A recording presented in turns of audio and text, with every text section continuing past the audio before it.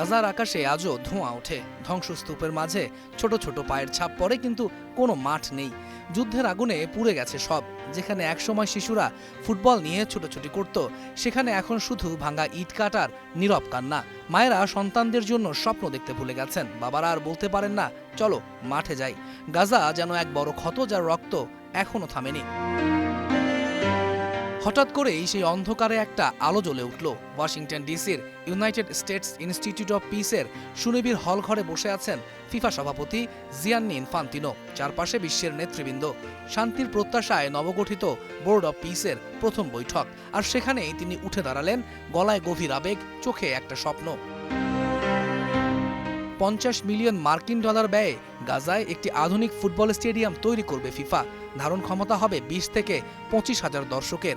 শুধু স্টেডিয়াম নয়, একটি ফিফা একাডেমিও গড়ে উঠবে, যেখানে গাজার তরুণরা প্রশিক্ষণ নেবে, স্বপ্ন দেখবে, বড় হবে। হলঘরে নীরবতা, তারপর হালকা গুঞ্জন।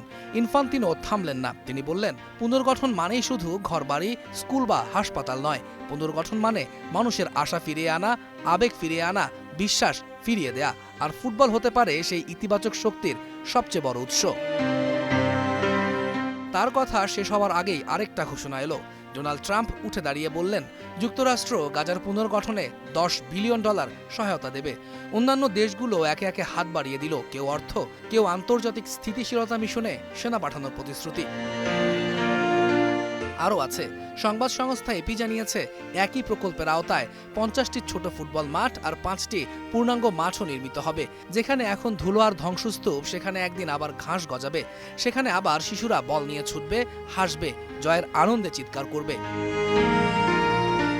গাজায় কোনো স্বতন্ত্র জাতীয় দল নেই। 1998 সাল থেকে ফিফা একটি জিনিস স্বীকৃতি দিয়ে আসছে, গাজা ও পশ্চিম তীরের মিলিত ফিলিস্তিনি দলকে। আজ সেই দলের জন্য, সেই শিশুদের জন্য, সেই মায়েদের চোখের জল শুকানোর জন্য ফিফা এগিয়ে এসেছে। ধ্বংসস্তূপের মাঝে একটা ছোট ছেলে, নাম হয়তো আহমেদ, হয়তো ইয়াসিন। তার পায়ের কাছে একটা পুরনো ছেঁড়া ফুটবল।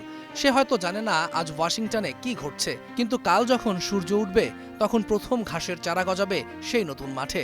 সে হয়তো বল নিয়ে ছুটবে, আর সেই ছুটে চলার মধ্য দিয়ে গাজা আবার স্বপ্ন দেখতে শিখবে। তৌহিদুল ইসলাম, স্টার নিউজ।